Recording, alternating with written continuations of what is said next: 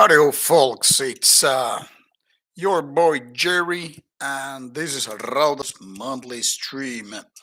Monthly being this time it's real. The April 2023 stream. Last time I obviously made the mistake by accident. For some reason I was thinking about April. It was March, and I was typing the stream name as "Hey, welcome to April stream," and people were like, "What the hell, Jerry? Are you coming from future?" No, I'm not man from future as much as I would like to be.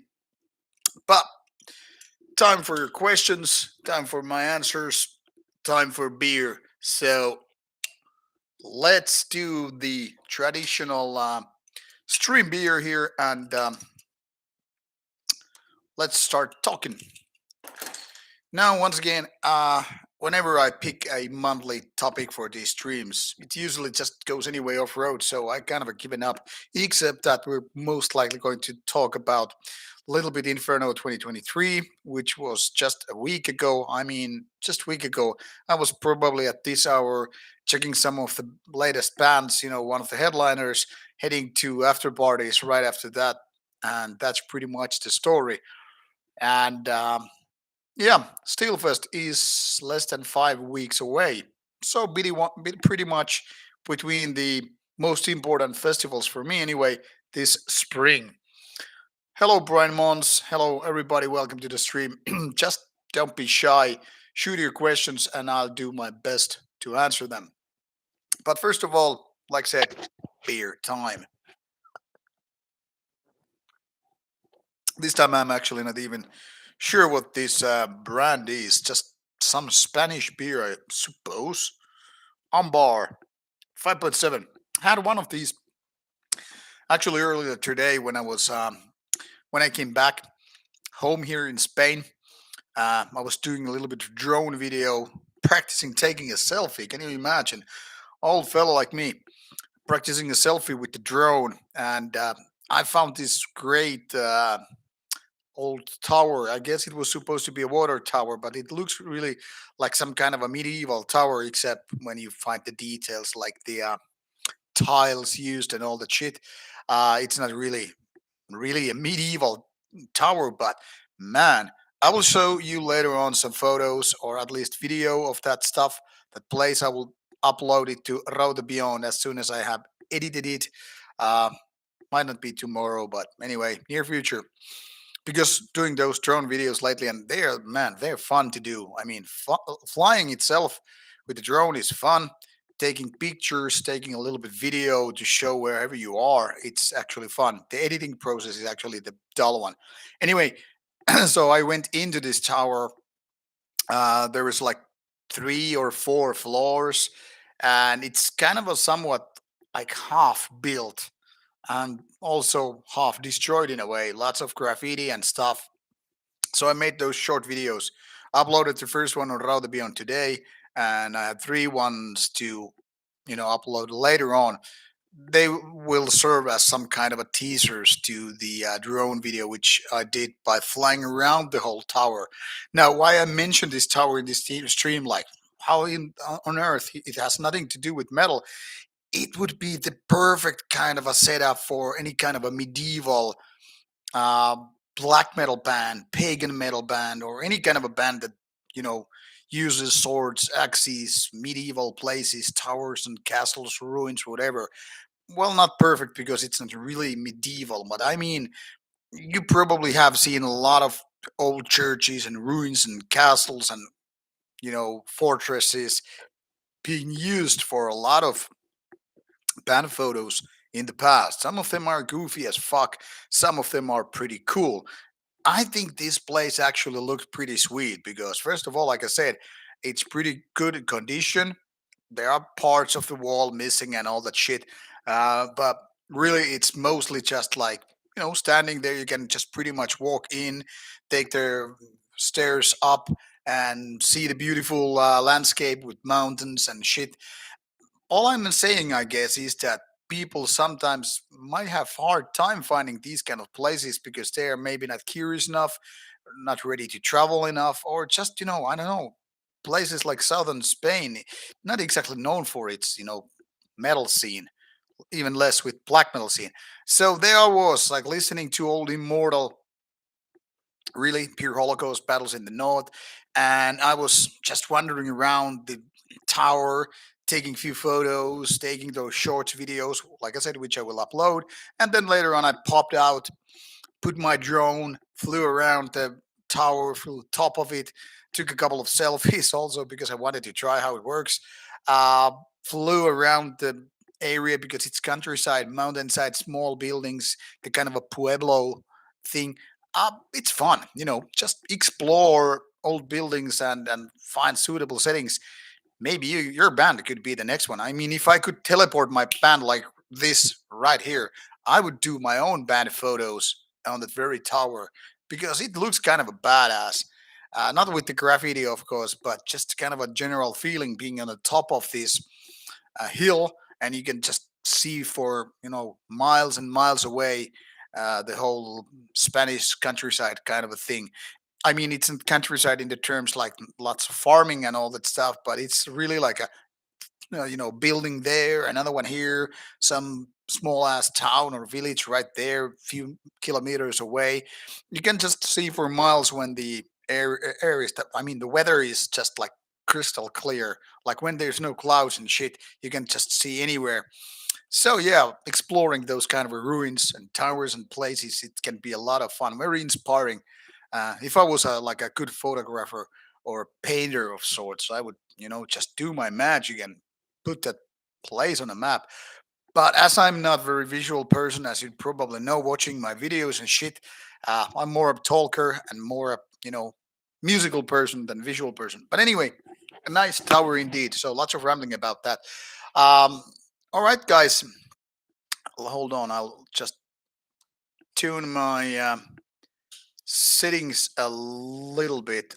This is kind of a little bit too dark for my old weary eyes, which means I can barely read your comments and stuff. Anyway, welcome to the stream. A lot of rambling. Finraid, yes, I had a great Easter. I was in Oslo at an Inferno festival. So as you can imagine, 4 days of having beers, seeing bands, meeting friends, doing interviews, and staying way up too late. Like one morning, it was like 8:30 after breakfast actually, that our after party ended. So you can imagine it's not exactly those kind of times that you're supposed to go to bed, but man, it was great times, and you can sleep afterwards, like I did. I actually, this is a funny anecdote. When I came from the Inferno festival, the last day on Sunday, I wasn't, drinking barely at all. I had like 2 beers the whole night, and I was thinking whether I should not go to the bed or not because I should have wake up at 4 a.m. My plane would leave like 6:30, and so as such I should be around 5 or so at the airport in order to just get in time and shit. So I was like, should I go to the bed around midnight, sleep 4 hours, and be like, what the hell is going on? Kind of a zombie state. And decided, nah. I actually met a friend who plays at in a bath. He's a drummer, really nice, non rock star kind of a guy. So I met him by this 7-Eleven type of shop. And we were like, hey, yeah, let's go for a beer. So that was probably the beer number three. So we ended up going to a bar and had actually quite nice chat. Him and a couple of gals I didn't know previously, but friends of him or whatever. And suddenly, there we are at the after party, 2 a.m., 3 a.m., 4 a.m. And then I'm like, okay, I gotta bounce. I gotta eat the breakfast. And 4 a.m. eating breakfast. Imagine that. And then just heading to the airport. And when I got to the plane, I mean, at the airport, I was just typing messages to my friends on my iPad so I wouldn't feel, fall asleep because, obviously sleep deprivation kind of kicks in. You're being 4 days at festival, sleeping way too little. I think there was only one night I got like 7, 8 hours of sleep. The rest was something between 2 hours, 6 hours, 5 hours, whatever. I'm not a youngster anymore, and any kind of even younger guys, you're gonna feel it when you just sleep on average like 4 hours.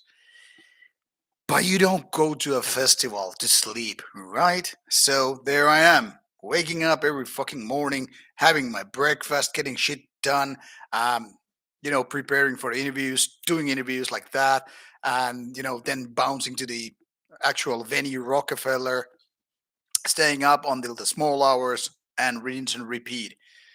And then one night when I actually went to bed around 2, because the breakfast was around 10. So I was like, okay, now I'm going to get like 8 hours of sleep. It's going to be nice. I'm going to feel refreshed.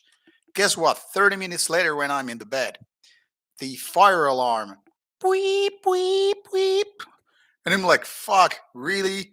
30 minutes in the bed. I mean, if it would have, paused after party, nobody would give a damn. Just walk out, stay there 15 minutes because it was a fire alarm drill. But obviously, you have to take it seriously. So there we are, standing outside the hotel, looking like, what the fuck? I actually saw some of my friends, some metalheads, they had still after party going on. They were actually pretty drunk and all. And I was like, man, if I was in that state, this wake up call with 2:30 in the morning with fire alarm wouldn't, just annoy me at all. I'm like, hey, I don't give a fuck. I'll pick a little bit drunk here. Oh, the fire alarm. Hey, who cares? We got booze. Some people were actually outside the hotel having booze. It was like, man, I actually envy those people because they actually have fun. They don't give a fuck if the whole hotel is burning. And there, me and my camera gal Elsa, we're like, oh, yeah, pretty kind of tired. Yeah, I can get to the bed. So there we have it. So every day something different happened. If it wasn't after party, it was fire alarm. That's how it goes. So my Easter was great. How was yours? Cecilia Taylor, you won at the first, but good try, good try. Hello, old man. How are you doing, man? Oh, Brian Mons, sorry, I skipped your question about how was Norway, but I guess this whole round of a question kind of answered your question already. So yeah, festival was great, and tomorrow actually comes my Inferno 2023 recap where I list all the bands that was interviewed. But since you're here, I might as well already tell. But first, I'll read your questions, then I get back to the festivals. Like I have something to tell you about late Tudor album, which will be out in June. It's a good one. So let's check out the questions and all that stuff. Yeah, Brian, enjoy good weather. That's good to hear. Here it was like 27 degrees. I was like melting when I was doing the drone videos. Like I was like 3 hours trip outside, including lunch. And man, after those 3 hours I was like already tired because of the weather. Hello, Maslot. How are you doing, man? 24 is asking me, do I like any kind of a punk music? Very, very rarely. I mean, good song is a good song. It doesn't really matter what the genre is, but not really. I mean, apart from like individual good songs, punk songs, that is, like some Ramones one or whatever, I really don't get blood flowing by listening to the punk. So I guess I cannot really say that I'm a punk liker in any sense. Old man, cheers for your birthday. Hello, Hugin from Portugal. How is Portugal doing? I guess you have a lot of warm and green and all that stuff. Hello, Artur. Nice having you here as well. Yes, beer is mandatory with the streams, of course. And Cecilia, glad that you enjoyed the teaser. I know I was supposed to let people know already in the afternoon, like, hey, we're gonna do some stream today. Because I mean, of course, I knew the whole week, but I was kind of like just like forgetting to people. Notice. Then I was like taking the dogs out and like, God damn it, nobody knows that I'm doing stream today. Nobody will be in. No, anyway, yeah. Usually I try to let people know early before. Usually, smart people, those long time Rauta followers probably know if there isn't a video coming in any given time, like the normal, it's like 4 p.m. here in CET. You can pretty much figure it if by 6 or 7 there is no video out, it's gonna be a stream day. Especially that I mean, always pretty much do these streams on Saturdays. There might be exception, May, because of various things, but we can talk about that later on. Hello, Benji. How are you doing, man? Yes, Brandmons, sleep deprivation sucks balls, hairy balls. But, as you know, sometimes just shit kicks in.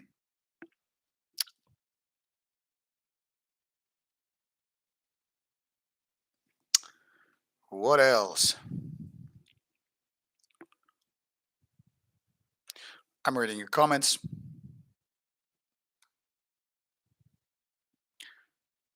Hmm.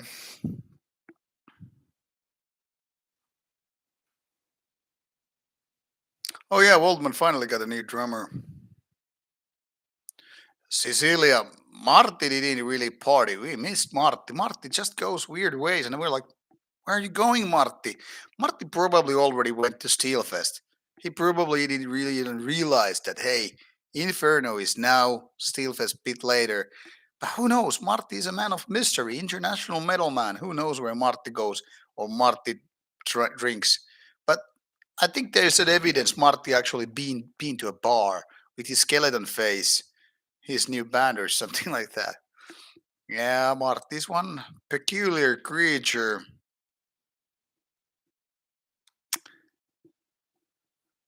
Oh, Roger was also metal Inferno. Yeah, the goddamn fire alarm wake up call, man. Yeah, it was kind of annoying. Like I said, should have been partying, and it wouldn't have annoyed. And of course, I met my buddy Artur at Inferno as well. Yeah. So about Tudor album, before I get too much, going on with the answering your questions.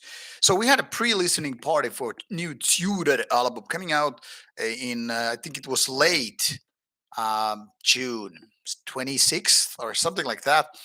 And so Season of Mist had set up this pre-listening party at a local bar where we would listen to the whole album, have a couple of beers, and then there were questions and answers with the band. And after that, right after that, I made this video interview with Tudor guys. Uh, they were nice blokes, and I think we had a pretty interesting conversation on the interview. So you can just check it out later in a few weeks. That is roughly going to be, I think, interview number 4. Like once again, coming out one interview per week, so there's not too much happening during one week and then nothing. But the new album is fierce. It's mostly quite fast tempo. It's fierce. It's aggressive. It's dark. It's Tudor. There are, however, some more mid-tempo parts as well. Not too many, maybe, but still, just to kind of show that these guys can do more than just go full speed ahead. And we also talked a little bit about Bathory because they're doing a Bathory cover bonus disc with the new Tudor album. And that will include early Bathory songs covered by Tudor. And of course, with the questions and answers, I had to just like ask what their favorite Bathory album is. I don't know. It was a kind of interesting. Usually, those pre-listening stuff they don't really interest me that much. But with the band, which I know to be good, and because the album was good, it was actually quite nice. Of course, the interview was more important for me rather than hearing an album some 2 3 months earlier than the rest of people. But I would say it was worth it. It was interesting to hear it, and now I have some kind of expectations. And people who love fast tempo Norwegian black metal, people who have loved Tudor before, now you know what to expect. Pretty good of an album. Might be actually really good of an album, but always no reason to get overexcited and then get disappointed. Just moderately excited, I guess. That would be the thing here. But yeah, it sounded good. Um, Where is Vagos Metal Festival? Portugal. Uh, I don't even know it, so I can't say when it is. But I'm leaving Spain in like less than 5 weeks, so not likely coming to Portugal. I mean, I kind of would want to, but we're running out of weekends here, and there are still places needed to be visited. So sounds like a hard ass timing. Um, I haven't heard that you what do you have it call it? Ton of Faxat. Ton of Faxat. No. What else? Hello, Tia. Thank you once again for saving my jacket at Inferno. It was really, really nice. And I still owe you that beer. We didn't get to drink it. I didn't get to buy it. And by the way, thanks for invite to the funny after party we had at the 10th floor. I was just mentioned, I guess, before you jumped into the conversation. It was fun to meet you. You were good company at festival. I can tell you that. And it was my pleasure to have talks with you at the rockin bar and at the after party. So thanks for inviting me. It was fun, and like I said, thank you for saving my jacket, which I guess forgot because being too tired. I told people who like heard about me losing my jacket. I was like, I mean, I would understand if I was like super drunk, then you lose stuff, but I really can't blame it on the booze because, like I said, I wasn't really drunk. We were just having kebabs, and then you lose a jacket. How you lose a jacket when you're just eating kebab, not just wasted? I mean, that would have explained it. But yeah, I guess we make mistakes. Mm, what is my opinion about nuclear war now label? I don't have any particular opinion about it. I guess because I really don't communicate with them, so nothing against them, nothing to go yay about it. Um, I know they have a kind of a cult status and a lot of underground fame and all that stuff. Some also say that their prices are over the top or whatever, but personally, haven't been in touch with them, so neutral opinion, I guess, would be the reality. Um,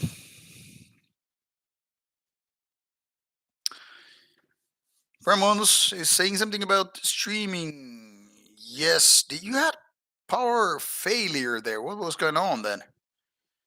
Yeah, last weekend obviously couldn't have streamed because I was in Norway, so that was kind of a out of question. Hello, Dylan. Um, I'm a big fan of Black Death or war metal bands. I guess what you're looking for with Blasphemy, Revenge, Beheaded, and stuff like that. Now, I wouldn't put Beheaded in the war metal or Black Death territory so much. To me, it's just more like primitive, old school black metal. When things started shaping up from the first wave into the second wave, I think that's more like Beheaded saying like, "Hello, here we jump in. We're gonna do something else here," and that kind of shaped, I guess, in many ways what bands later on start to do. Blasphemy, then again, always been more like a Black Death. Musically, I guess, in so many ways, more leaning to death metal, much like Sargo, Fago, which probably inspired those bands a lot and all that stuff. Now, when later on Revenge and other bands like that joined the game, of course, there was more black metal niche, black metal parts, black metal influences more. But coming from a strong death metal background, as much as strong black metal background, I usually go with this answer. I mean, but usually, I mean, I just skip to the beef here and I say, I like my death metal as death metal. I like my black metal as black metal. Whereas this kind of black death hybrid is not necessarily picking up the best of both worlds, but rather sometimes doing the opposite. Like, for example, a lot of those bands that you mentioned don't get the badass production that a lot of death metal bands have, but more like clean to black metal kind of a production and output, which then again isn't necessarily a good choice. I mean, everybody understands that black metal and death metal are, by definition, very different when it comes to riffs and vocals and all that stuff. And a lot of black metal production wouldn't sound very good with death metal songs, whereas I think a lot of black metal ones could sound better with a lot of death metal production. But then again, I mean, I also like those buzzing guitars and stuff like that. So, for example, those early, Immortal albums, for example, or Dark Throne's Golden Era. Of course, that kind of a stripped down production is something that wouldn't really fit, Cannibal Corpse or Bolt Thrower, Morbid Angel, and the like.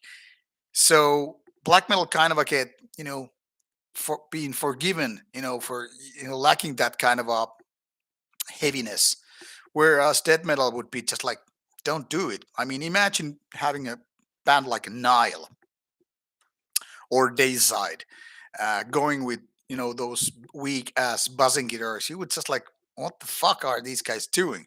And that's in my opinion, one of the problems with black and death metal being meld together, because you really kind of do compromises. Death metal doesn't have to do compromises when there is no black metal elements, and the same goes vice versa.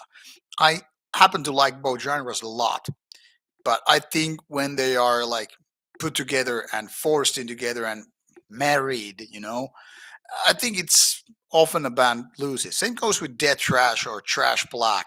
There are exceptions to every rule, of course. Like for example, when we're talking about black trash, bands like Aura Noir, they're really really great, and they manage to keep these different genres together, like without being forced or sounding weak and lame or pathetic. But there are lots of bands which kind of fail to do that. So not really big fan of war metal, because I think they kind of don't understand what makes death metal work so well. So instead of just like doing full blown black metal, they kind of incorporate elements from death metal in a way which isn't really good for the music. But that is my take, and of course there are better bands. Like I've seen Blasphemy live a few times, and they are. I mean they are kind of a good what they do. But then again, they were pioneering. Also, the first Sarcophago album, Inri. I mean, that's pretty forceful and kind of aggressive album and all that stuff. And that is different from a lot of those bands that came later on, because they kind of removed the trashier parts from the elements, and that's when things started to go different directions. So not necessarily a good way. I don't know, long answer to a simple question, but I wanted to explain what's wrong and what's good in that kind of stuff or those bands.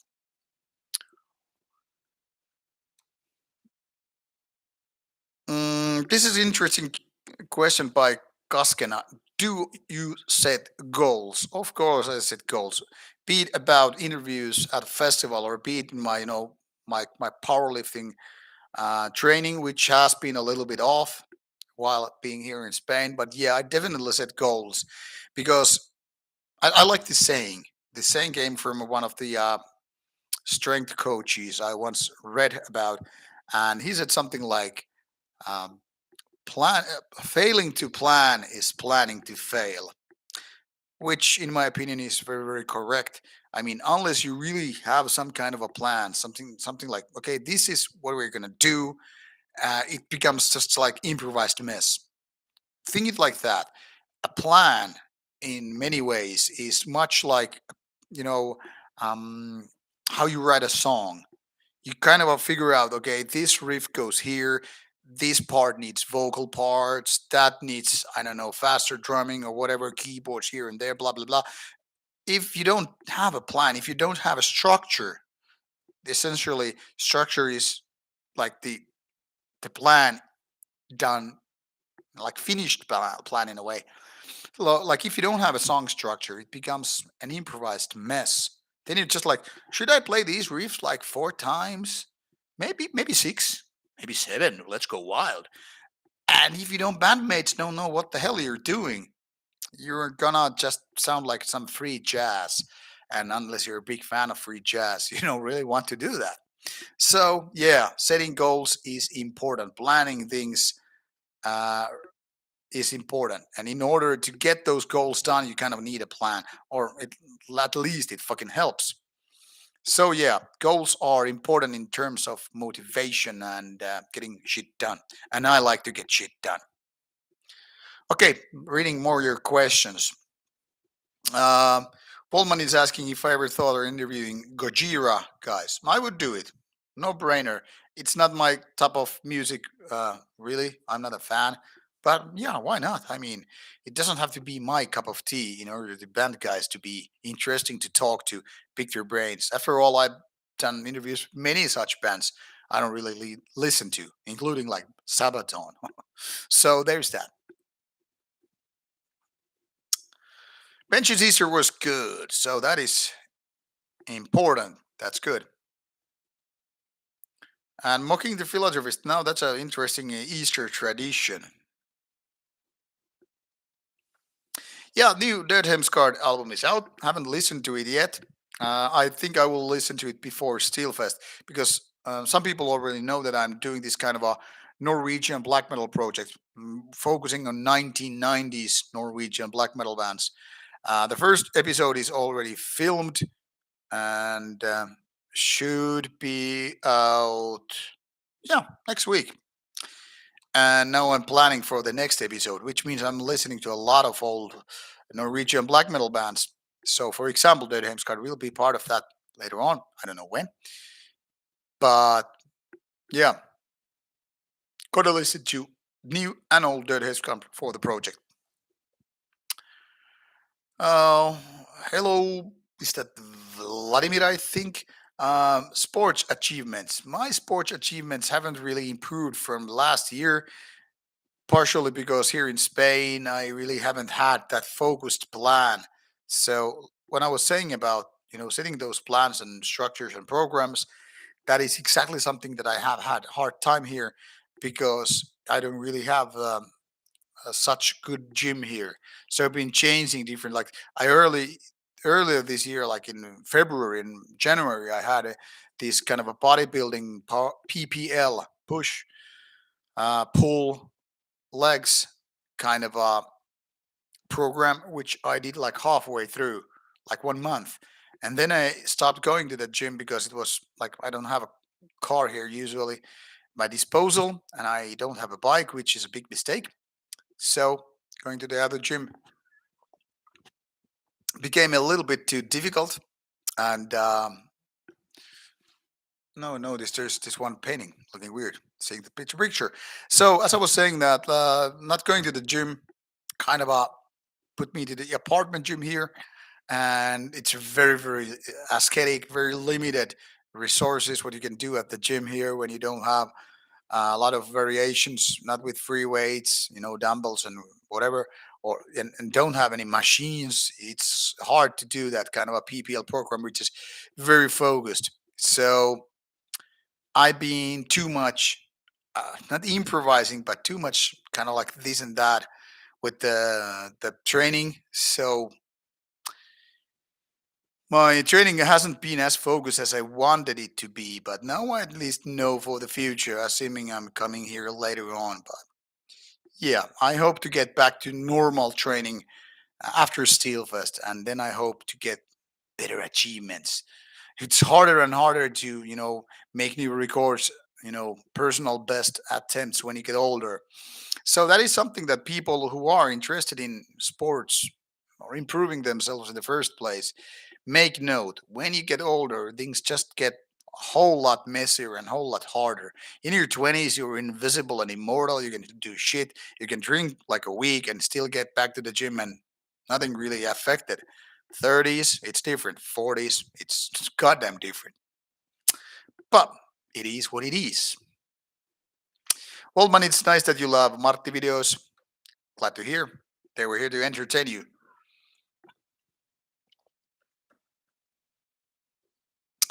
Um, this is interesting question by PPP. There wasn't really a beef with what time. Um, Eric didn't even realize what I was talking about when I said that. I don't know if you remember, but I did this video about the kind of a controversy. I was challenging the band a bit when they moved to a bigger label and all that stuff. But seems like Eric didn't even know what I'm talking about. So like, okay, forget it. Let's move on. It's water under a bridge. Eric was a great person to interview, and I think it's my best interview this year. First of all, we talked a lot. We went quite deep. I think it's something like 40, 45 minutes. So Eric seemed to enjoy the interview. It's like I was given like you have like some 30 minutes or so at what time, and I was like, okay, let's do it because it's fine. But then I asked him like, do we have some kind of a time limit? Like, do you have to leave at certain time? And he's like, no. Okay, let's just keep doing. And he seemed to enjoy our conversation. Like we weren't talking about the normal was, can you tell a little bit about your latest album? What does the cover mean? Blah blah. We went into different territories and I liked what he said. In my opinion, that made me respect what time a little bit more. Why so? Well, you will have to watch the interview for that, but I respect what he had to say and consider me now a bigger what time fan than previously.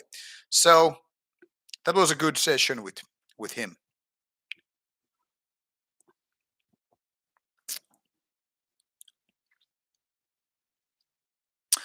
Oh, Brian, thanks for your comments. Decent Saturday here, definitely. Was actually quite good. And yeah, I was in that black metal documentary. Um, I wouldn't exactly call myself young in that one because I was already in my 30s. But yeah, in that Gehenna or Eternal Flames of Gehenna or whatever it's in English. Yeah, um, I was part of that. Not many questions, but yeah, I guess it's surprising to people who really don't know that I've been so long in the black metal scene and knowing a lot of people. But yeah, I was interviewed for that one some 30 minutes or so back in the day. So a few questions landed in the final version also.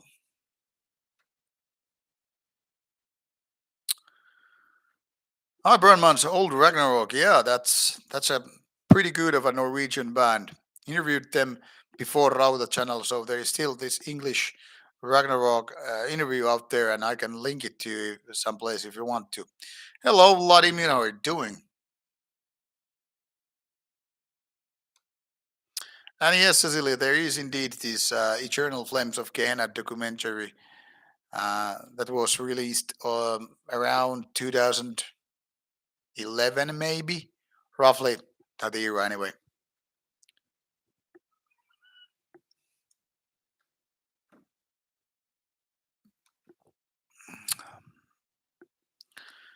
Um, Koskinen, about honor in martial arts. Um, well, if we're talking about more like old school traditional martial arts like kung fu, karate, aikido, jiu-jitsu, stuff like that, honor definitely has place. I mean, it comes from the Japanese culture and all that stuff. There's place and time for that, and of course, you have to kind of honor and respect your master who is teaching you and all that stuff. It has a point. Sports, it's different. When we are talking about more like modern disciplines or styles like kickboxing, honor doesn't really have a place right there, or MMA. And when it comes to self defense, well, it's all about self defense. There are no rules really. So honor can go straight fuck out.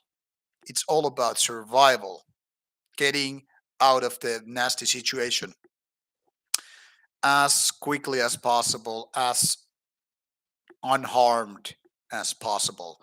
So, time and place. Honor is something that you can have in relationship with friends or in romance or at work and stuff like that. But when it's about survival, there's no room for honor. You either survive or then you don't. That's pretty cruel, I know, but that's also reality.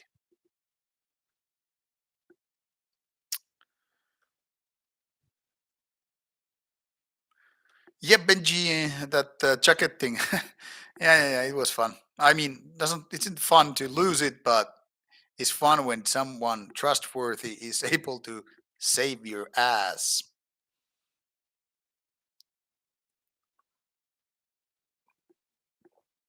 Oh man, Tia, you fell asleep during Uada. Well, that wasn't too good of a set, in my opinion. I mean, it wasn't bad, but it was kind of like a dull experience, you know.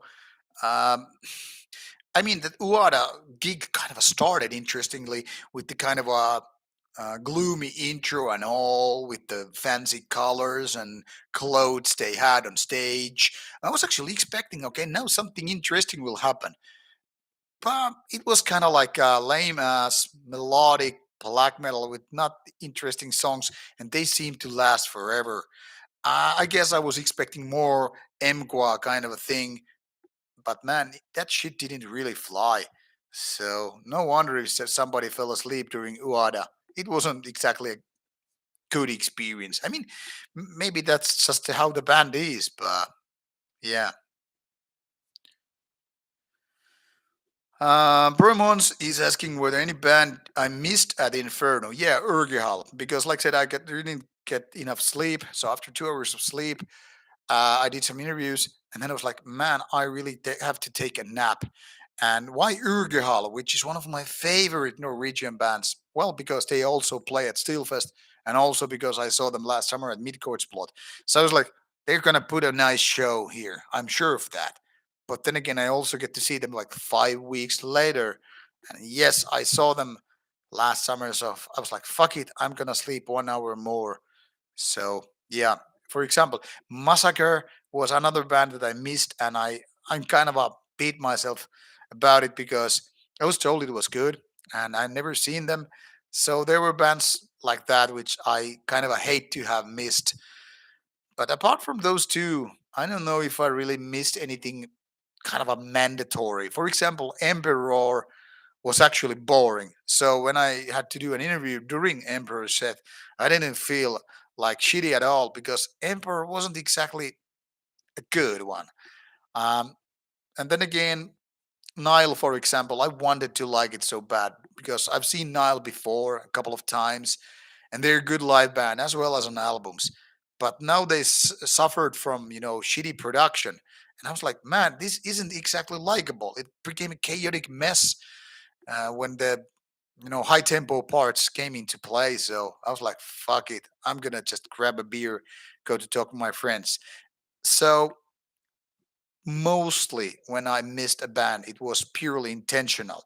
But like previous years, the downstairs club, John D, is so crowded. Um, Especially towards the end of the night. So if you don't go in before the show or right in the beginning, it might be just so crowded that you really can't fit in. And if you can, unless you're like, I don't know, 6 foot six tall, like 2 meters or what, so you're just gonna not gonna see it. It's like you just see backs of people head are like, hey, there's some lights happening. Something is going right there. It's not really like enjoyable show. So sometimes those downstairs club shows were like, man, I'm just not gonna go in. You just kind of look in the doorway, and then you're like, nah, fuck it. Then again, in some cases, like Slegest, which were playing there, we went in early on because there was actually better selection of beers. So I went there in with a friend I met at the after party. We didn't really know her before, but she was this cool gal from Lithuania, and we kind of clicked mentally. We were both in our 40s and kind of a crumbly. Tia, Tia, you know what I'm talking about, the Lithuanian gothic gal. So I was hanging out with her at the club, and we went to, for example, see this Slegest show. Good beers, so we could just fit in right there. And on the back of the bar, there was actually a lot of room for it to see. So even bands like Slegest was somewhat enjoyable to watch because there wasn't like it wasn't too crowded. But often, as especially if you go later into the downstairs club, it was I'm not gonna fit in, and I guess that was partially the reason why I skipped Massacre. Unintentional, but still. So I always miss some bands, even though I don't necessarily like. But it happens, when you're busy bee, socializing, drinking beer, having time with your friends. And man, I met a lot of friends. Made some new ones. I consider like Tia one of my new friends, for example. But you know, it's just kind of a shame. So much things overlapping. But it is what it is. Fuck it. What else? Hesper and Mons, I would love to go to Mercedes Mods, but Rauta's budget isn't exactly right there just yet. And Wasp, by the way, just played in Finland, also canceled some of the shows, and did a lot of playback vocals, it seems. But I mean, I saw last Wasp the last time some 10 years ago, and it wasn't good even then anymore. But for example, in 2008, which was my second to last Wasp experience, Wasp was on fire. Blackie Lawless and the crew were like fucking killing it. It's my favorite heavy metal band, so you have to understand why I'm passionate talking about Wasp. But this year, missing those shows now in Finland, I don't really care. Hello, David. How are you, man? Hello, Natred. Nice to see another friendly face here.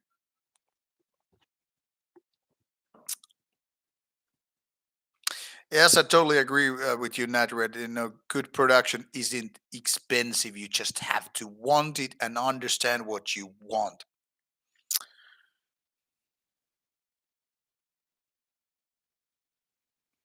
Muscle has an interesting question. Do the Spaniards have any features that you did not expect to see among the Southerners? Now I don't know what to expect really from the Southerner, but I guess I was expecting a little bit more English because a lot of people just like un poco hablas inglés un poco, and then I'm like, okay, I need to go there or look at the menu. Oh, no entiendo. No hablas inglés. Tiene comida. ¿Se quiere comida? Sí, sí. Yeah, yeah, yeah. Give me cerveza, por favor.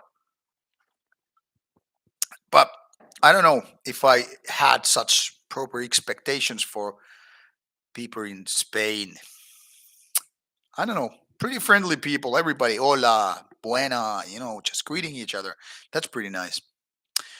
Check thought. I was thinking about the new Metallica. Should I review or review not? Because I'm not getting a physical copy, it seems.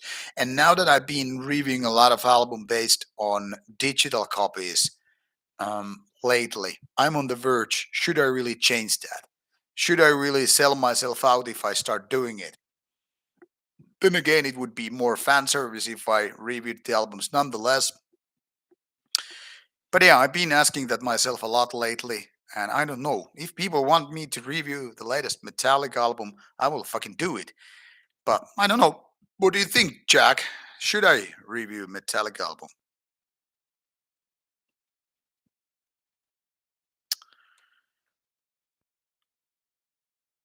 All right, going to with the. I'm obviously going with the back scroll, and I'm probably some 15 minutes late with my answers to you, but I'm doing my best. Hello, Goldman 666.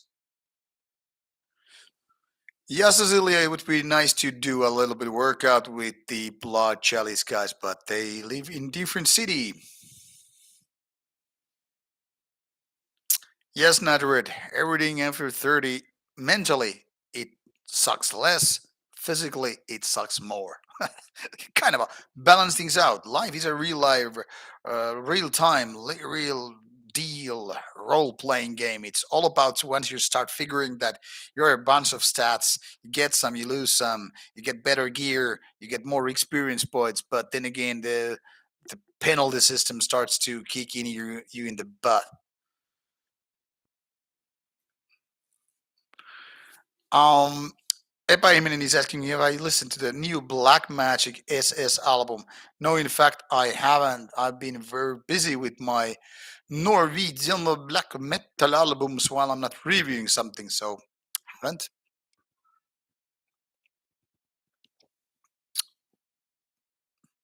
Yeah, that Black Edelweiss, that's the best suggestions today. The Virgin Nurgle Yoga versus the Chad Blood Chalice beer hydration powerlit session.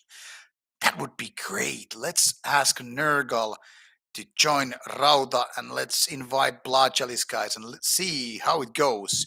Nurgle will teach us yoga, Blood Chalice guys will teach powerlifting. That would be ace. However, I think Rauta is way too meaningless for Nurgle.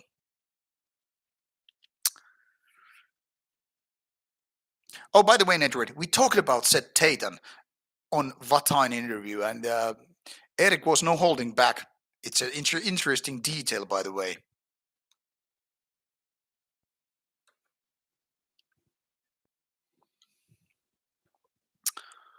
So yeah, that Vatine interview was indeed, in my opinion, something. Just someone is. Hello, by the way. Summer festival destination this year. Now it seems that I'm going to Bergen, Norway for Beyond the Gates. That is very, very certain at this point. No flights, no hotels yet booked, but I have a cameraman who helped me last year at Midgårdsblad, Carl from Necrolust, and also this year with a couple of interviews at Inferno. He's joining me for Bergen trip, so that at least something we are going to do. And it seems like Helsinki Metal Festival is happening also. These are both in August. Seems unlikely that I could go to Midgårdsblad this year because all these three festivals I mentioned are already taking place in August. Too much time, too many festivals in too short time, which also comes back to the very fact there's not enough money to do that. Traveling costs. So these are the ones that I'm most confirmed so far. There's some smaller events earlier in June in my home city, um, but they're not the real festivals, so I guess they don't really count. Hello, Brazil, Nosferatu. How are you doing? How are you coping after Mayhem? Actually, you know what's funny? Now that talking about Mayhem, Hellhammer of Mayhem popped in the 10th floor after party, but he was there like, I don't know, a minute, and then he went off. And my only thought was, did he leave because we had some Mexican people at the after party? I don't know. What do you think? Also, Pele from Vatine joined the after party at some point, and he was there for a little bit longer. We had some short chat, like I told him, like we did actually pretty good interview with Eric earlier today and all that stuff. Pele seemed like a chill guy, a really tall one. No magic. I didn't see that Kotka black metal documentary. I might have heard it, but I'm not know. I don't know if it's the same one I was talking about with my friend a few months back. Um, the good question by Kruor. Thoughts on New Zealand scene? I gotta say, I am pretty um, badly informed about New Zealand scene. I have heard some bands here and there, but I really don't know New Zealand scenes. That's something that I should probably dig into, or somebody should probably lecture me about it. But unfortunately, I really don't know.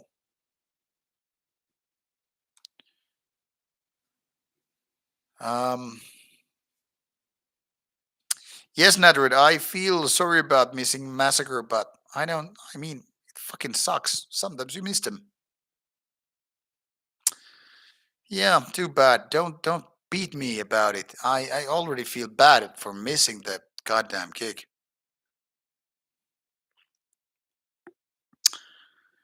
Yes, Emperor was so boring. You know, the DJI guy. What the hell he was doing? The synth player. Dee, dee, dee, dee, I play an Emperor. Look at me taking photos. Dee, dee, dee. What the fuck? Seriously. Some of look like, okay, this is going to be Emperor gig. And Isan seemed like he was coming out of Microsoft team meetings, like his back of the head, you know, the man bun was so tight, you could just trap a needle on his head and he would explode. Didn't see Tony of Tony Sekdamonin at Emperor gig, so I don't know how he was on stage. But knowing how he looks on Murk school gigs, how he looks on Odium, he probably was cool as fuck. Like Isan was like, really? That looks kind of You don't really want to play that show, but the DJ, synth guy, what the fuck? Get right off the stage. You get the red card, removed by the referee. About Bulls of the Throne Room, I kind of heard it in the background. It wasn't interesting the previous time. I didn't get too interested this time. I kind of almost like forgot that they were actually playing a gig there. So there's that.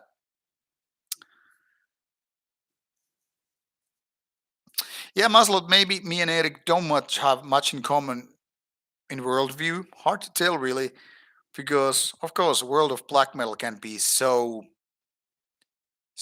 big, so wholesome, if you know what I mean.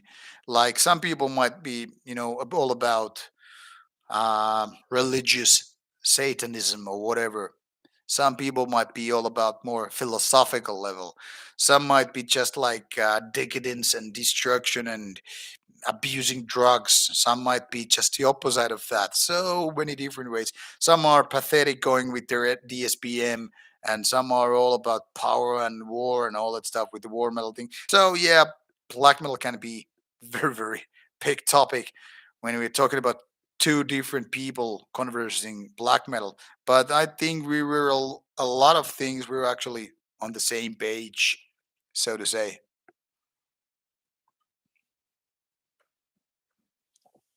What's my opinion on Azazel? I think it's a fun band. I think it's kind of a shame that alcohol plays so big role with Azazel music. But then again, I also think the guys are real deal. Maybe also in a sad way, but I mean, can't really say bad things about that stuff. But they have done good albums. Well, at least one or two good albums. So there's that. Mies removed his comment. Kind of a goofy username, by the way. Hello, Dragoniak. What is that place called? Turkmenistan. What the fuck? Seriously, that is cool. Cecilia is asking how much Spanish do I know or the other languages. Well, Finnish obviously being very fluent with it. I guess I could say I'm fluent in English as well. My Spanish is more like un poco. My Swedish is lille bit. Little bit isn't anything. But yeah, I guess my Spanish is better than my Swedish. No other languages. I can say a couple of words in German. I usually try to learn the kind of a basics like Dankeschön, bitte, hello, the things like that. To greet, to thank you, to learn some kind of a curse word, to apologize, shit like that. I know a few words in German, a few words in French, but I couldn't talk with them. Even my Spanish is something like I barely manage if I can't speak English, but I wouldn't say I can have meaningful conversation in Spanish. But I can, order food. I can get the bill. I can get a taxi. The basic kind of stuff. No, Spaniards speak Spanish quite quickly. That's why it's so hard to understand.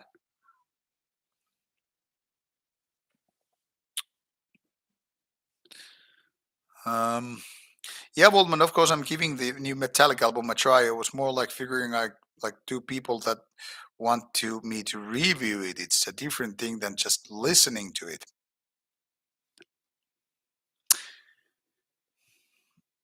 Yeah, naturally, we all need better stats. That's why I do powerlifting. That leads to kind of up, take the strength notch up. Um, all right, Jack. I guess I'm kind of bound to do your request because I'm already interested in listening to the new Metallic album, and I would anyway listen to it. So why not do a review? Let's add that to the schedule. Wait, I have a good thing to tell you about Terrestrial Hospice. There's a good chance that interview is actually bound to happen. But no, even though I know Thunderbolt by name and fame, I don't think I ever actually heard it. I remember it being mentioned for to me the first time around 1999, give or take, 1998 or so. But I don't remember if I heard it back in the days. I definitely haven't been listening to it afterwards. But I don't know.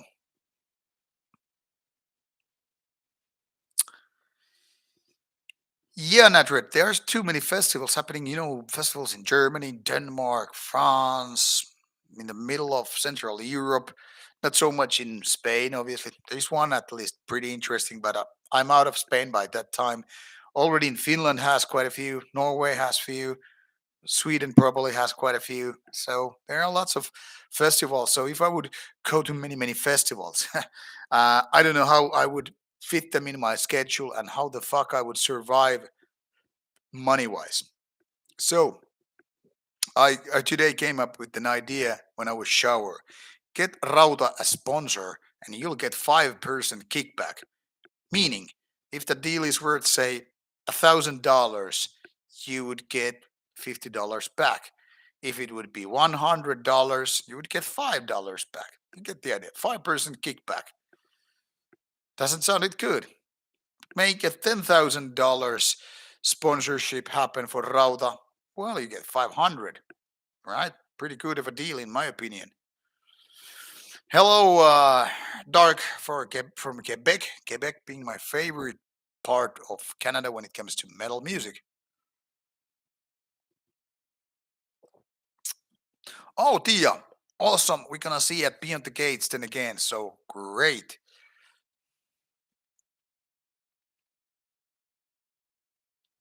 Yeah, excellent. Gotta figure out the hodl and shit. Naturally, yeah, unfortunately, Emperor was borderline cringe. That was like, man.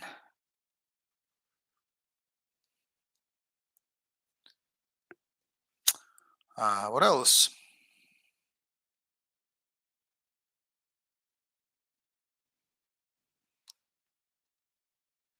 Reading. Um, yes, Cecilia, why to hold back my opinions? I mean, honesty is the only way to go. I know I probably annoy a lot of people because I have strong opinions. Some people are probably annoyed why I talk too much, and but then again, so what? If I annoy them, so what? They are free to wrestle me. They're free to challenge to me. I like that I'm being challenged. I like to challenge other people. If everybody was just, doing a circle jerk, you are so good, boy. We agree on everything. What the fuck would that be? That would be fucking boring. Okay, say hello to the doggy. The doggy wants to come also.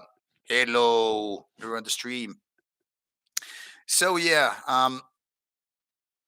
it's just better to talk about opinions and stuff like that honestly. So I have opinions. I might have shitty opinions, but they are mine. They're mine. You don't have to care about my opinions really because, everybody has opinions. That's fucking fine. So here's this. Hey, fetch me a beer. My beer is almost empty. I've been drinking what? This beer almost, an hour. Yeah, go get me a beer, doggy. Um, oops, press the button a little bit too much.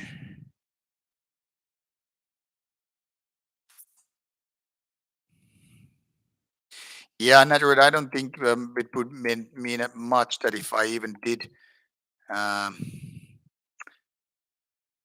Metallica review. I don't think it would. I mean, would have been have to be out earlier than others, and then it would have made a difference. Uh, would I do an interview with the Austrian band Summoning? Yes, definitely. I would. I would love to do Summoning. I would talk about Tolkien for 2 hours.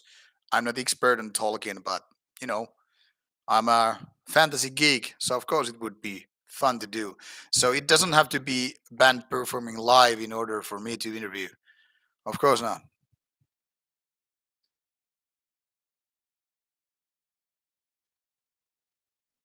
Yeah, naturally it's pretty peculiar how Uada and Wolves did Throne Room got in Norway, but Uada is actually playing in Finland right now. So I guess they were booked because they were touring in Europe.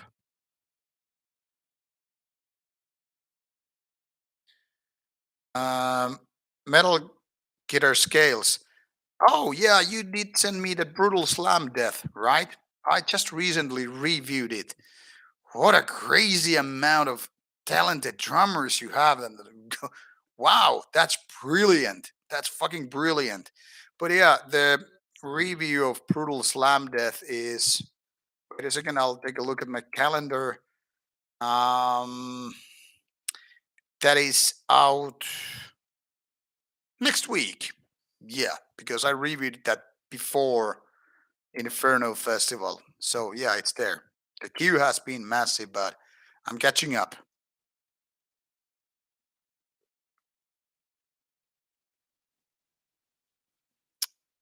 Where else?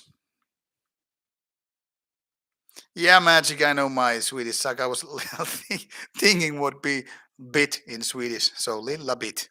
Yeah, yeah, yeah. I guess that's just honest Swedish coming from me.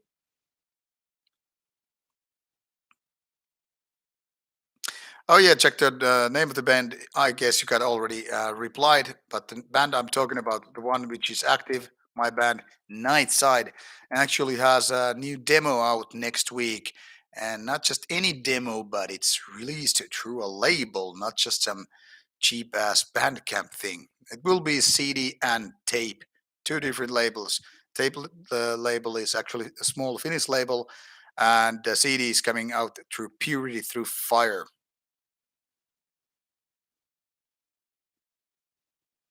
Yeah, wait. I gotta say the Thunderbolt thing. I just don't remember it apart from reading about the band. Hello, Mats Cruel from Man Cruel from Ecuador.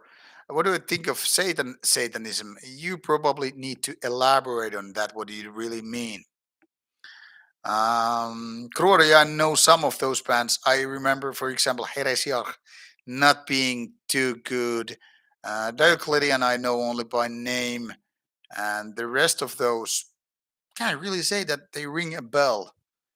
So I guess only those two are something that I actually remember hearing at some level.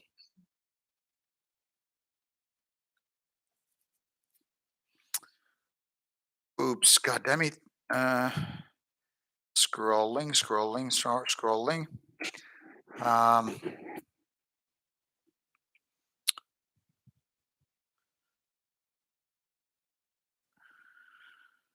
oh yeah, there's a question about Max and Igor recording Pestil Devastation and Morbid Vision re-recording. Mixed feeling. I mean, sometimes those re-recordings are full of shite. But then again, I'm one of the rare breed to say Dimmu Borgir's re-recorded Storm Blast is way better than the original one. So I don't know.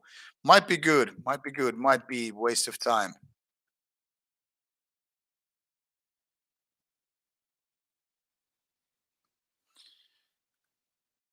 I'm talking about strong opinions. I can sell you some. I have so much of those strong opinions that I'm having overload of them. Give me beers and I will give you more strong opinions.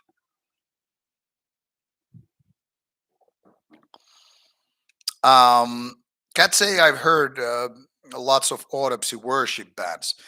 Never actually was a fan of autopsy. I mean, they're decent and I like that they're dirty and it's old school, but it's not something that I would like, hey, I want to hear some autopsy worship band. I'd rather go for, I don't know, Dismember or death worship bands. Can't say I have heard Murder Squad. Sorry. Hello, the human devil. How are you doing? Welcome to the stream. Metal Gear Scales, the pleasure would be mine. Yeah, you made a good album. I can tell you that much about the review. Maybe a little bit catchier on the brutal side of things could have worked, but man, what a drummer lineup! Can't really get out. People, check out Metal Gear Scales, Brutal Slam Death. The name might be a little bit goofy, not the best death metal band out there, but I mean, in terms of name anyway. But those drummers, it's crazy how you get crazy amount of skilled, talented drummers to play there with you. Wow, man.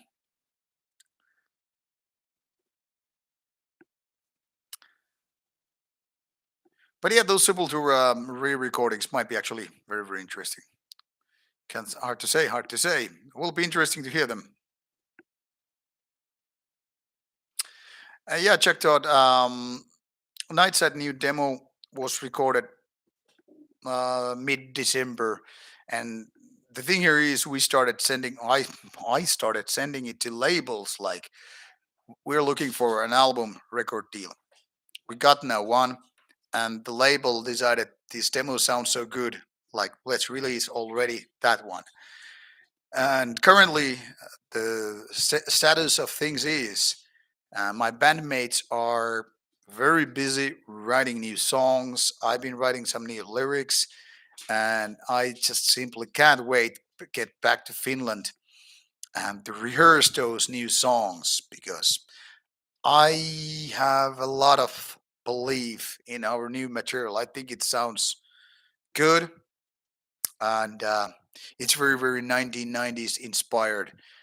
Those who hate 1990s black metal are not going to like it. Those who hate fast tempo black metal are not going to like it. Those who are allergic to some kind of melodic black metal are not going to like it. But those who grew up with that stuff, much like I did, most likely will like it. So, yeah, some labels said thanks, but no thanks. It's fine, by the way. But there were a few offers on the table, so to speak. And now I'm happy that we have a plan with the album. We have budget laid out, and now it's more about just writing the songs and getting shit done. And of course, I hope that we get to play live with Nightside because having those old songs and new songs, it will be interesting. I would love to do some gigs here and there. Maybe not, maybe even a mini tour, not like lengthy tours. Not, I wouldn't like to be on the road for say 2 months. But yeah, I hope that this new demo will raise some interest in Nightside, and I hope people will like the music. Of course, I mean, why bother releasing it if I wasn't interested that people would like it? And yeah, I hope that we will get some gigs and I don't know festival stuff to do. So then you will see that we're not full of shit. But yeah, we'll see how it falls out.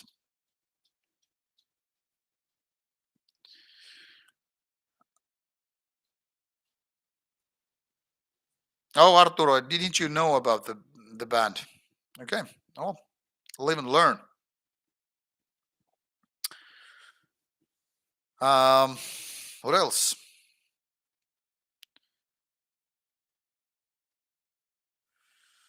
Hello, Oscar. Running Race is one of your favorite BM bands. Guess what? I tried to get Rotting Christ for interview last year in Norway, but I didn't get reply from the band early enough, so it didn't happen. I also tried to get Sakis Tolis for interview at Inferno. Didn't happen.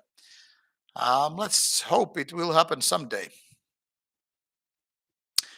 Cecilia Taylor, it's funny that you mentioned this AI topic related to music because it's in fact in my schedule for topics to talk.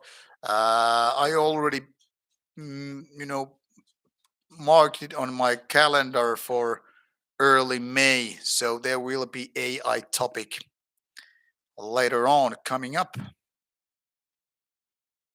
So yeah, AI is very much on the metal map right now for various reasons. I have a lot of things to say about it, so let's get that video done. Um, Metal Hellsinger, no, but I read some reviews about it. It seemed like a fun game. So many games in my backlog. I should be gaming right now, but here I'm talking to you. Oh, I kid you not. So, but yeah. Anyway, I gotta test that game someday. but so many games in my backlog. I don't know how I will find ever time to do them all because on top of work and family stuff, Rauta takes quite a bit of time, and you know, exercising takes time, and then you try to squeeze in 1 hour here and there to play some games. So yeah, thank you, Waldman. Uh, regarding the Nightside comments, there's only one song out yet, but the demo will be out, if I remember correctly, 22nd this month. So next week, then you have all the three songs out there. I will be adding them to Bandcamp, and I think the label will add the songs to streaming services such as Spotify and whatnot, and probably on YouTube as well. Finland death metal or Finland black metal? For me, that is easy. Finnish black metal is way better on average than Finnish death metal. I mean, Finnish death metal scene mostly died without bands making albums. There are only a handful of bands from Finnish death metal scene that actually made more than an album or two. Like for example, Sentenced basically made like two death metal albums and start become something different. Abhorrence, they didn't make album back in the days. Amorphis basically made two death metal albums and then started to change. Then there are lots of demo bands which never really made into album phase. So for me, it's easy to say Finnish black metal is so much better on average than Finnish death metal.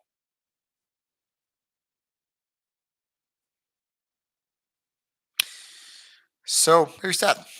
Um,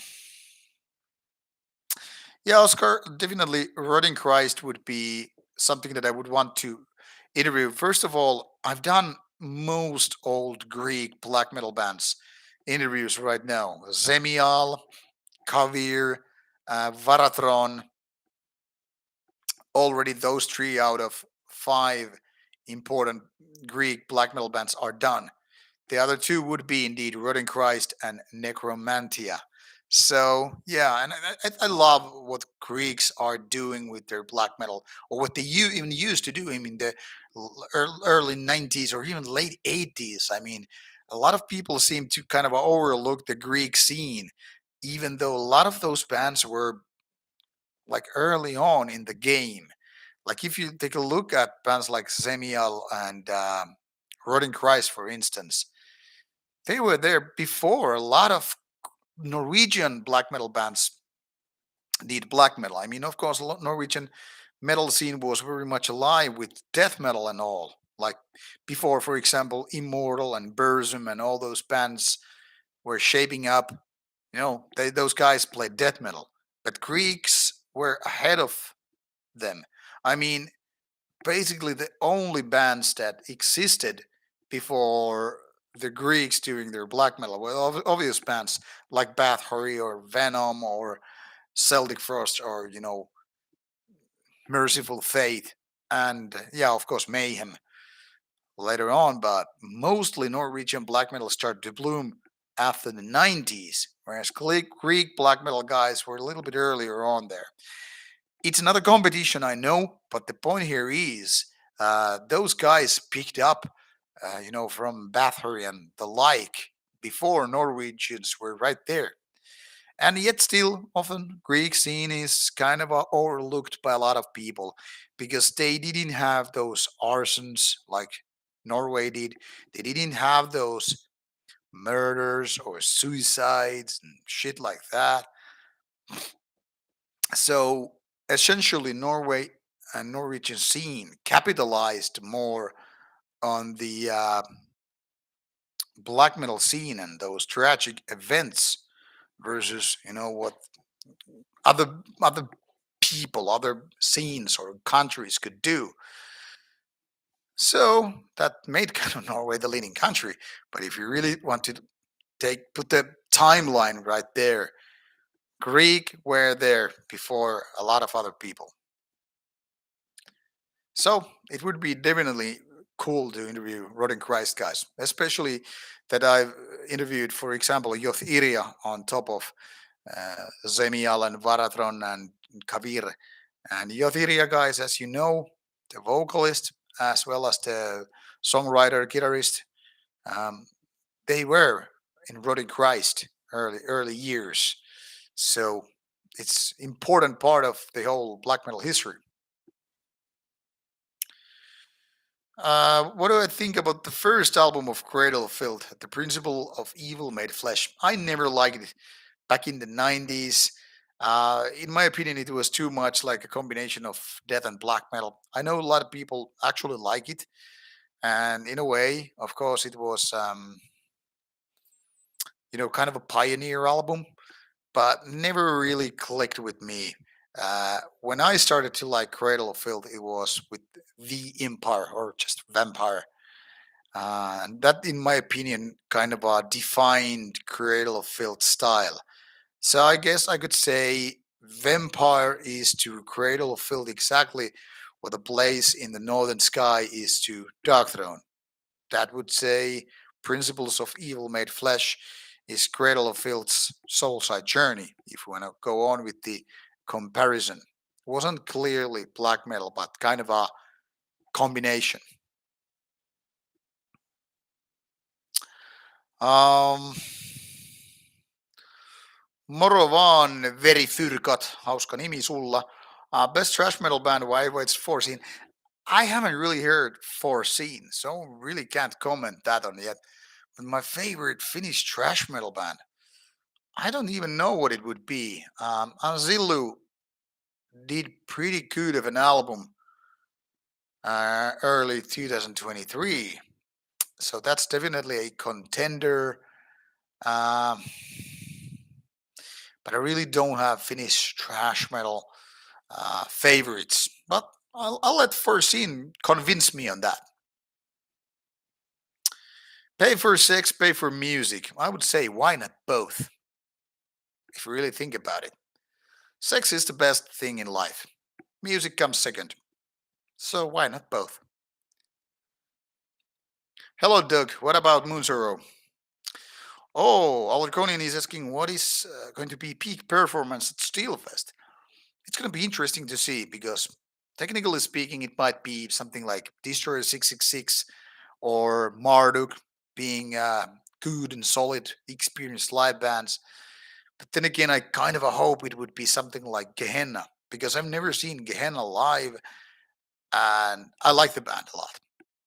So I hope it would be something like that. Or maybe Dirt Scott is going to surprise me with, out of blue sky and like make the best show.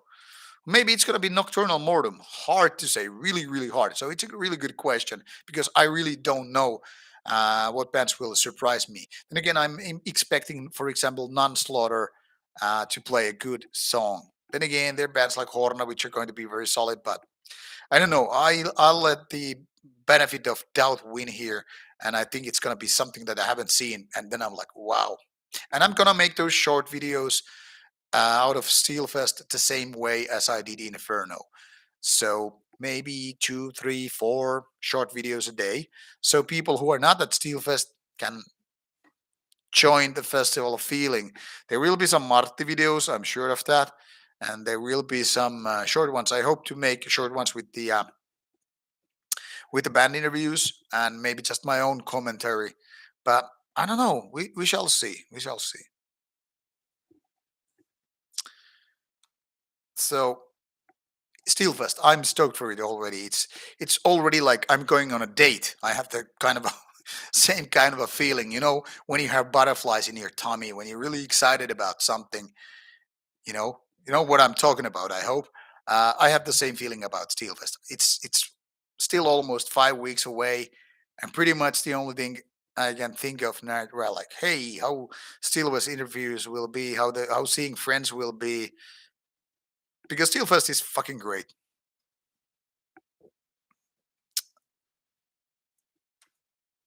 Thank you, checked out about Nightside. Glad you liked the album.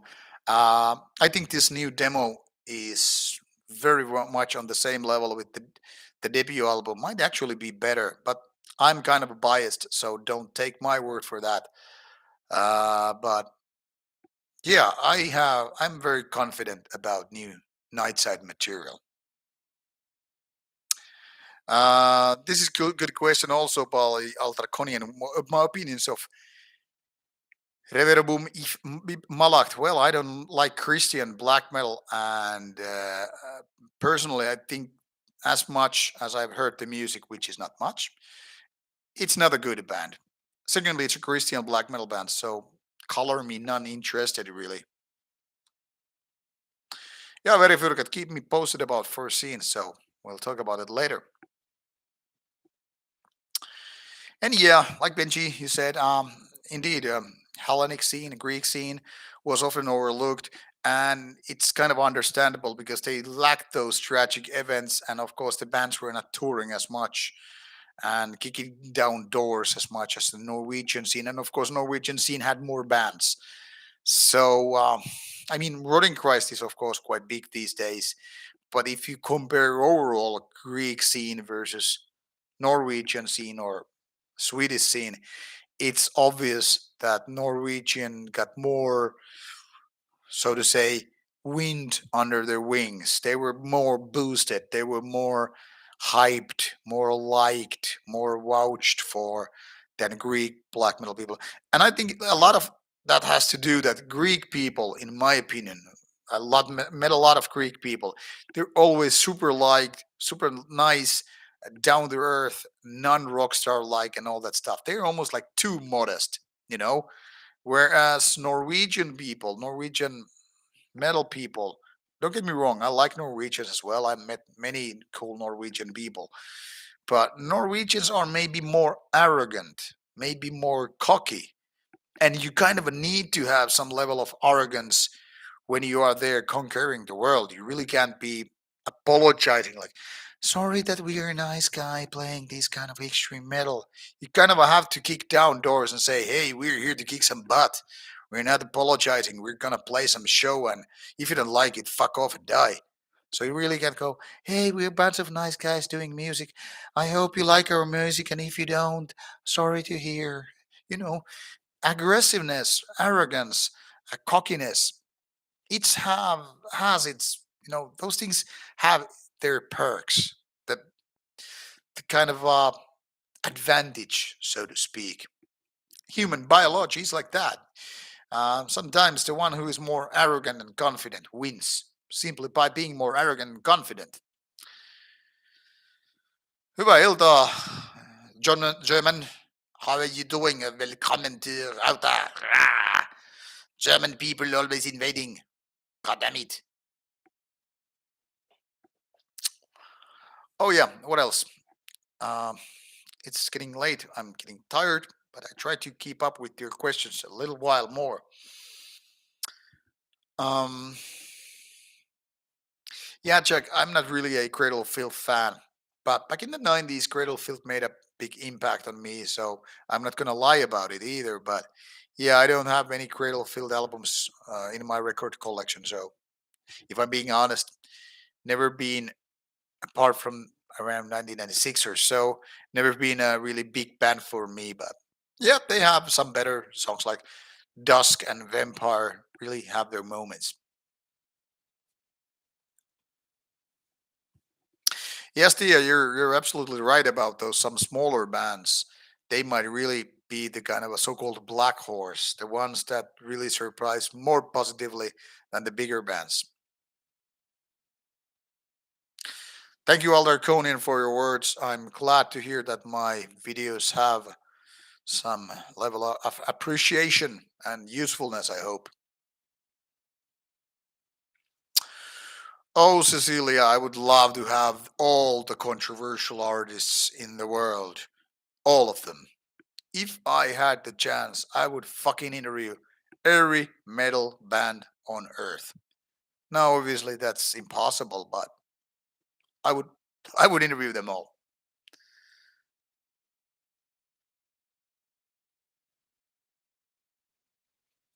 Oh, nice, Tia. You're having birthday in 2 weeks. Really cool.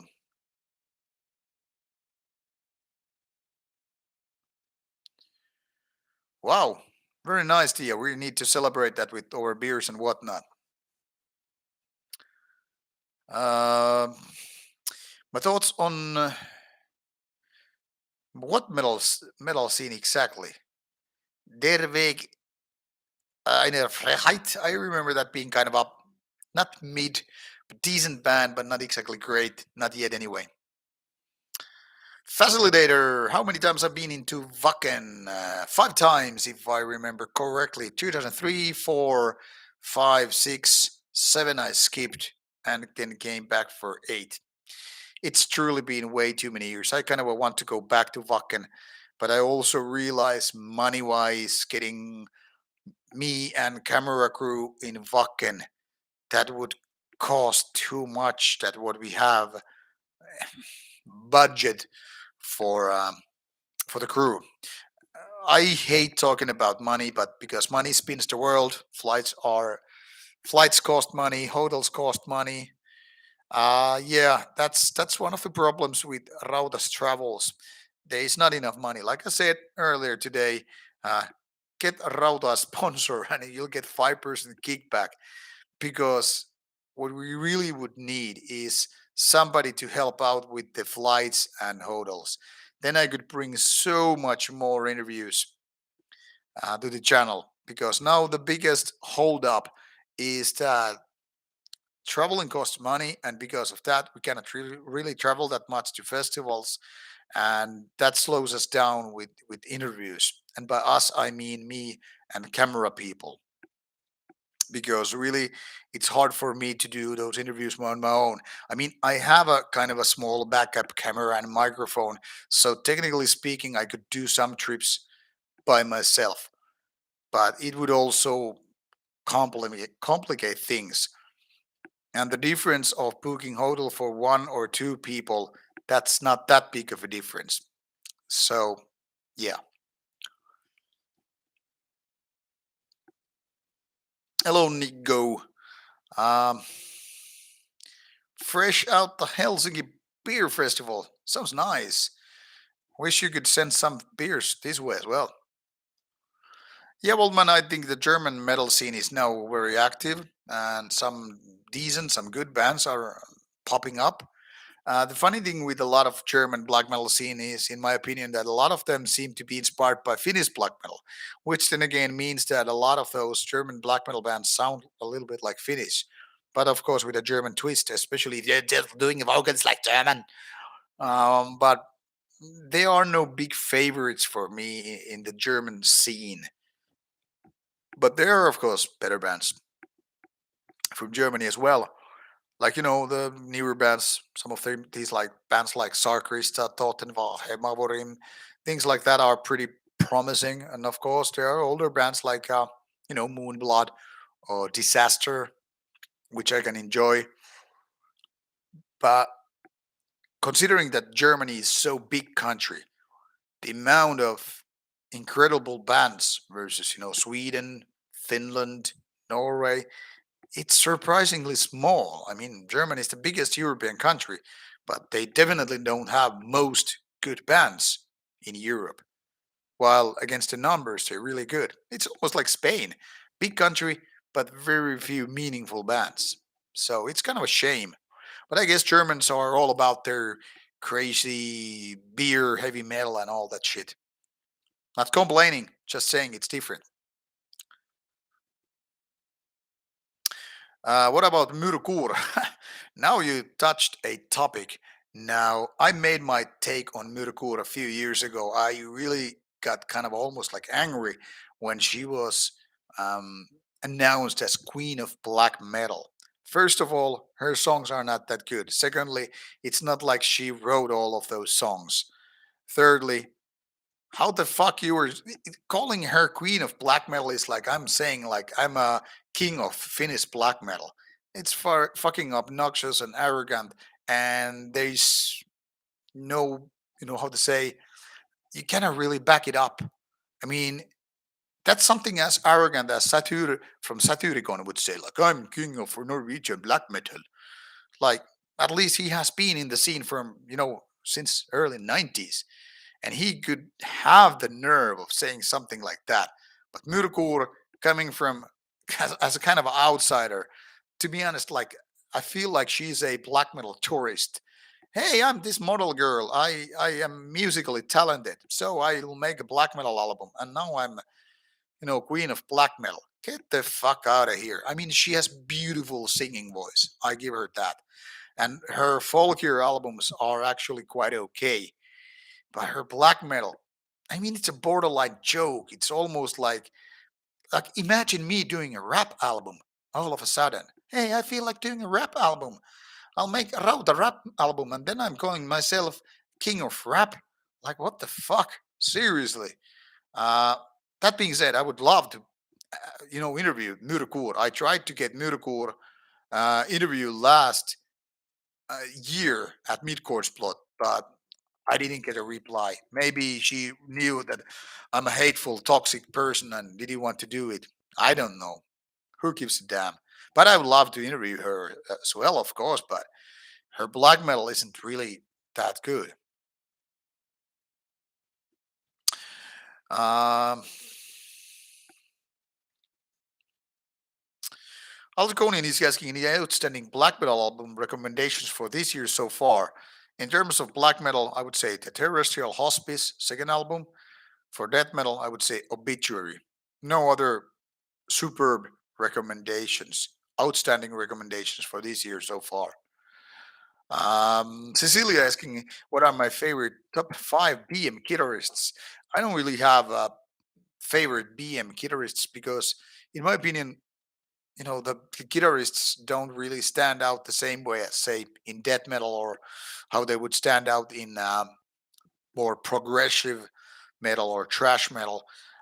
Black metal guitarists tend to be still quite basic in terms of skill and songwriting and all. So I would rather say I don't have favorite black metal guitarists in black metal. My favorite guitarists are coming definitely from other genres than black metal. So there's that. I know it's a lame answer, but it's honest. Um, yeah, BB, it's actually been suggested to me previously that I should do Shining interview. I actually asked about it like maybe 3 years ago. So definitely would interview Niklas, but I don't know how it's possible because I think he's a little bit on the run because of legal issues in Finland. But let's hope that Shining interview or Niklas interview will at some point happen. Oh, Nico, I'm sorry about the Mes Huga. My bandmate actually told me about it. He was going to see Mes Huga, and he told it the gig was postponed to August or something. My favorite horror movie is The Thing from early 1980s. It's an absolute classic and a masterpiece. The second one would be probably Alien.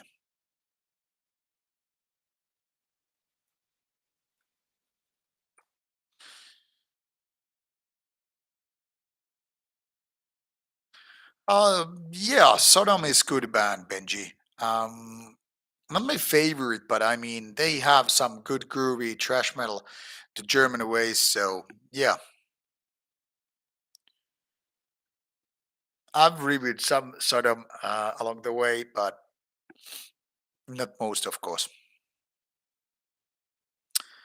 Captain Sweep, yeah, my opinion about the Helsinki Metal Fest, it looks promising. I am planning to go there. Maybe I will do a preview video later on. I need to talk to the promoter, but first I need to just kind of get the Steelfest done, and then I will be talking about it more.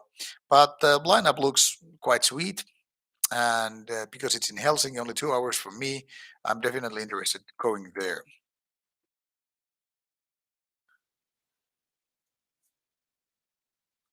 Alder Conan, sorry, what wire Darkened Nocturne Slaughter Cult should have? I probably missed a comment.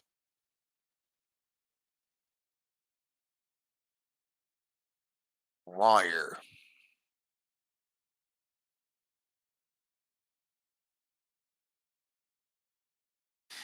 Jack, I was talking about German in terms of population being biggest, not land mass.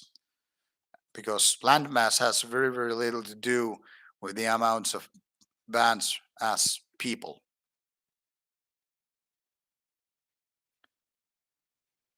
Oh yeah, yeah. And now I know what you mean by Doctor Slaughter call about the Queen of Black Metal thing. Yeah, yeah, yeah.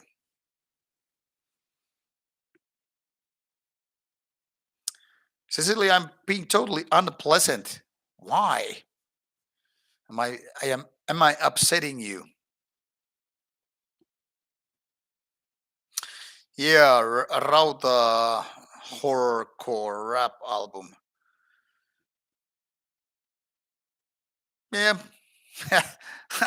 I've been doing rap many times when I'm drunk, like improvising lyrics. Sometimes it actually goes rather well because I talk so much and write so much. I get these rhymes in my head. Yeah, that's really doing an album. What do I think about summoning? I like that they are so loyal to Tolkien, but musically, I think they're a little bit too sweet for my taste. Too synthy, too keyboardy, too atmospheric. Because I'm not really into that much atmospheric black metal.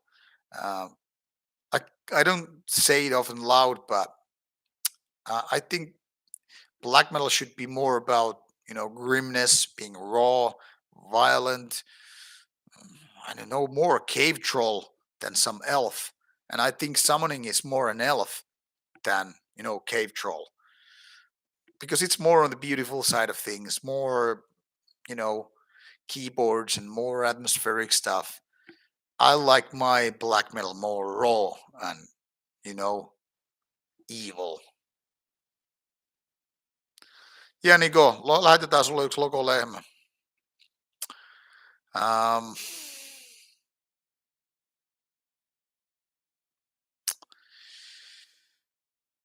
what else? Jack prefer Finland background. Care to elaborate on that?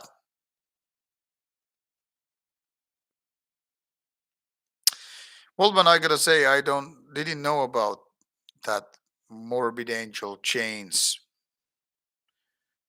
but not really surprised. Talking of which, Cannibal Corpse was like supercharged now with Eric Rudden being on the guitar, and he was fierce live. He could mosh and he would play tightly. It was like adrenaline shot in the butt for Cannibal Corpse. Fucking great, man.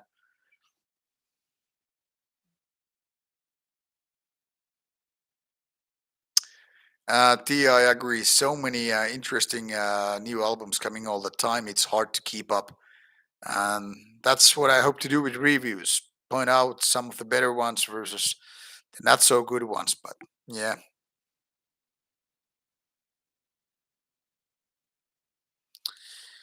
And yeah, let's hope that Destroyer 666 interview happens at Steelfest. It's not very likely, but let's see. It's at least a very good live band.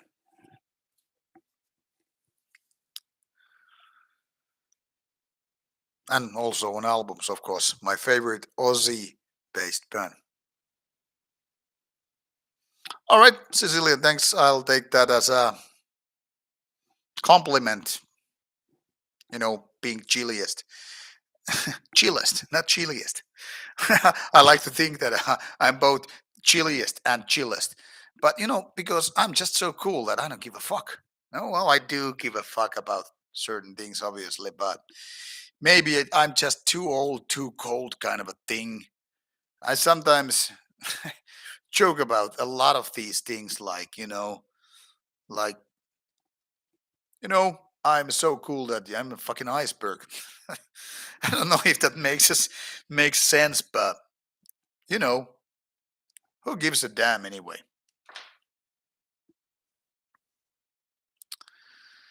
Yes, bestial adoration. I do indeed. I have a role. Role. I'm interviewed in that Loputon Gehenan Liekki interview documentary. We actually spoke about it earlier this stream.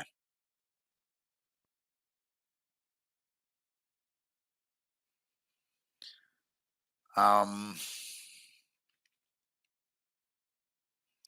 Ole hyvä Niko. Hyvä, että lehmä miellyttää. All right, talk to you later, Jack. Thanks for being on the stream.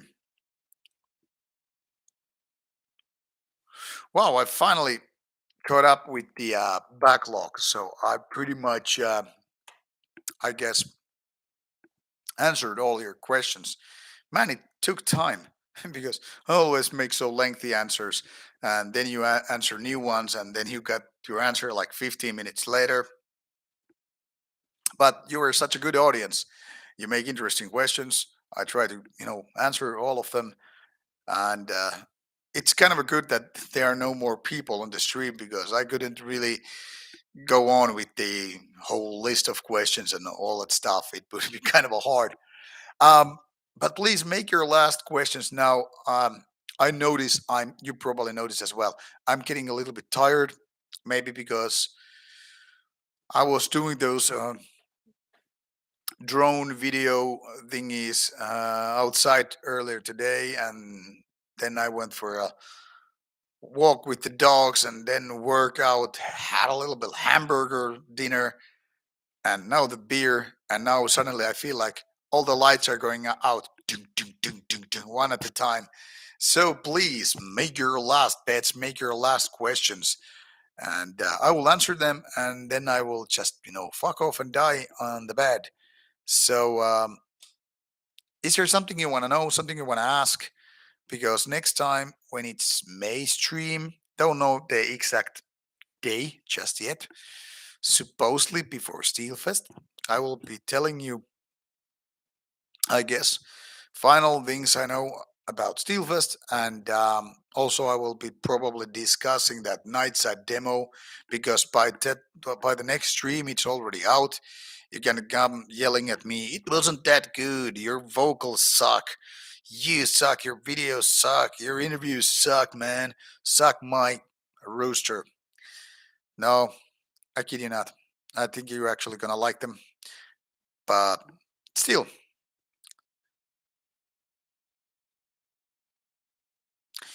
yes. About 5 weeks, and then I am back to Finland.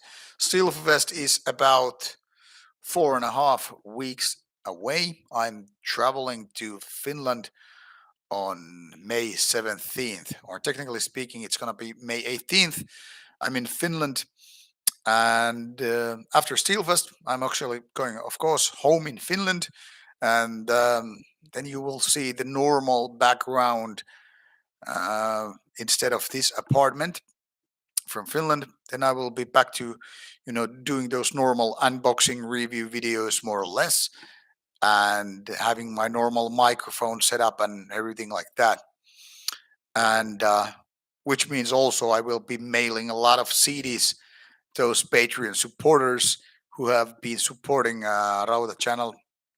And once again, in case you want to take Rauta to next level, consider becoming short time or long time, up to you. A small amount of money, consider becoming a Patreon supporter because your money would be then used for those festival hotels, which means the more income we have, the more trips we can do, the more interviews we can do. You can just go for, I don't know, $3 a month. Go for a month, go for two if you feel like you don't want to put more money in that. So no need to think about like, hey, it's $20 a month. You can just go with the small money, but don't take this as I am begging money from you because I am not. I'm just saying that if you want to support more interviews happening, well, money is a very, very, very good way to keep the things happening. But worry not. Now we have 6 interviews coming from Inferno. Then, if things go right, another 6 from Steelfest, and then there's supposed to be some events early on in June, which will also bring more interviews. So, if things go as planned, I should have material to go all the way to August by now. And if things go once again as planned, then August would mean two more festivals bringing more interviews. So we should have at least a few months away worth interviews. What happens in the winter or late fall, then there might be time when there are no interviews unless I somehow manage to find more money for trips, which would mean more interviews. Of course, in Finland, I try to get those interviews done, those individual gigs and all that stuff. But since the festival season will be over by fall, nothing much is going to happen. But like said, don't sweat about it. If you want to help the channel to go bigger and bring more content, just think about it. And that's pretty much of it, I guess, for this stream. Um, all right, catch you later next month. Remember that you can always ask me questions, not only on the streams, just drop a comment on the comments box below, or if you want to go deeper into proper talk and all, Rauta's Discord server is right there, and you can reach me there for most days. When I'm not festivals, you can probably get me on the Discord, and of course you can tag me, and then I will be replying later on if I'm not present at the moment. So let's make it happen. Let's keep the chat open. You can use Facebook to reach me, Instagram, YouTube, and Discord. If those are not enough, send me a fucking postcard. All that. All right, Cecilia, thank you. Bye bye. And thank you, Tia. Once again, it was pleasure to spend time with you at Inferno. We'll see you again at Steelfest. And the rest of you, also, good night and thanks for being part of the stream with your funny and interesting, challenging questions. See you next month with more streams and stay tuned for those interviews starting next week. See ya and good night. Adios. Hasta luego.